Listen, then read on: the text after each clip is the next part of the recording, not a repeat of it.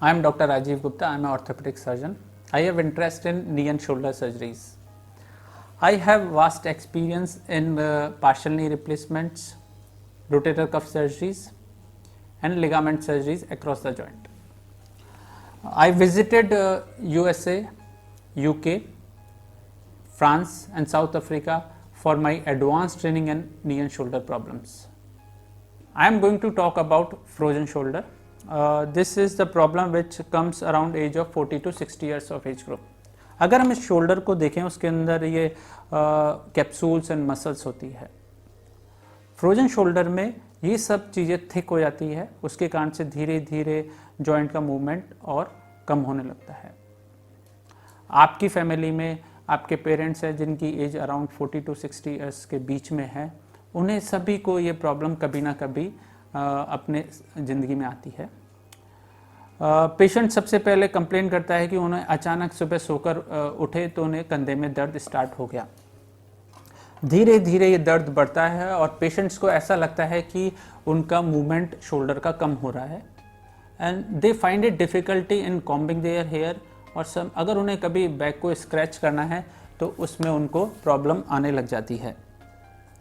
Frozen shoulder specially देखा गया है जिनको डायबिटीज़ है, जिनको ब्लड प्रेशर की प्रॉब्लम है, जिनको थायराइड का प्रॉब्लम है, उनमें ये कॉमन है. अगर हम डायबिटीज़ को कंट्रोल रखें, थायराइड का ट्रीटमेंट प्रॉपर लें तो इसका इंसिडेंस कम है. इस प्रॉब्लम में पेशेंट्स को सबसे ज़्यादा दर्द होता है उनके शोल्डर के टॉप पर. धीरे धीरे पेन उनको ऐसा लगता है कि नीचे की तरफ आने लगा है. कई बार पेशेंट अपने लोकल डॉक्टर के पास जाता है तो वो सर्वाइकल पेन से इसको कई बार डिफ्रेंशिएट नहीं कर पाते हैं. फ्रोजन शोल्डर को अगर प्रॉपर तरीके से एग्जामिन किया जाए तो ये डायग्नोसिस बहुत इजी है. कई बार हमें एक्सरे और एमआरआई भी कराना पड़ता है ये चेक करने के लिए कि इसमें केवल फ्रोजन शोल्डर है और या फिर पेशेंट को कभी और कोई problem for example rotator cuff tear तो नहीं हुआ है. फ्रोजन शोल्डर की समस्या को हम 3 स्टेज में डिवाइड करते हैं. फर्स्ट स्टेज आता है फ्रीजिंग स्टेज, सेकंड आता है फ्रोजन और थर्ड आता है लिक्विफाइंग स्टेज. ज़्यादातर patients, most of the patients get recovered within 1 to 2 years by itself. पर कई बार पेशेंट्स को इतना दर्द होता है कि उनको रात को सोना मुश्किल हो जाता है और if night sleep is not proper, I think depression comes and patient start feeling more pen and more pen.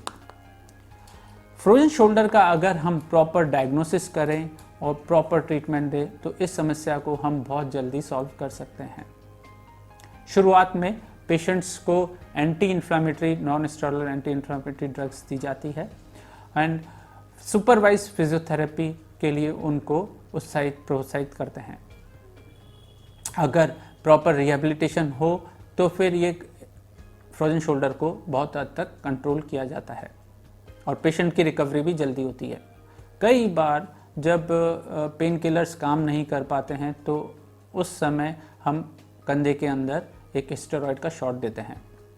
वो हम उसको अल्ट्रासाउंड गाइडेड भी दे सकते हैं और ब्लाइंडली भी दे सकते हैं. If the doctor is expert in arthroscopy off shoulder तो ही नोज़ कि उसको पता है कहाँ पर ये इंजेक्शन लगना है. इस स्टेरॉयड इंजेक्शन से इन्फ्लामेशन बहुत जल्दी कम होता है और पेशेंट को स्टिफनेस और नाइट पेन जो है ना वो बहुत अच्छे से कम हो जाता है and patient start having sound sleep.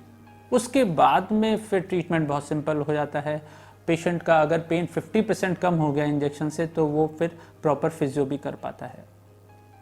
कई बार ये सब कुछ करने के बाद भी पेशेंट का मूवमेंट बहुत रेस्ट्रिक्टेड रहता है, पेनफुल रहता है, तो फिर उस केस में हमें आर्थ्रोस्कोपिक रिलीज करना पड़ता है.